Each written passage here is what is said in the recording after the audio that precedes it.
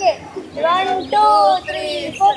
ശ്രീരാഗമോ തേടുന്നു നീ വീണതൻ പൊൻതന്ത്രിയിൽ സ്നേഹാർദ്രമാം ഏതോ പദം തേടുന്നു നാം ഈ നമ്മളിൽ.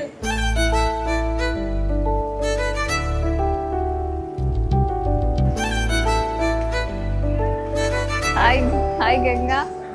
ആക്ച്വലി ഞാൻ ഭയങ്കരമായിട്ട് മിസ് ചെയ്യും ഗംഗേനെ. എപ്പോഴാണോ ഇനിയിപ്പോ ചായ കുടിക്കാനായിട്ട് പോകുന്നതും ഇടയ്ക്കിടയ്ക്ക് ലീവിന് കണ്ണൂരിൽ നിന്ന് വരുമ്പോഴത്തേക്കും ഓരോ സ്ഥലങ്ങളും പോകുന്നതും അറിയത്തില്ല.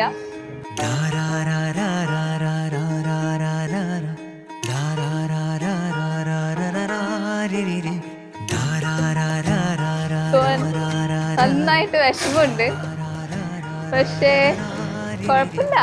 We can adjust everything, right? So yeah, wishing her a good and happy life.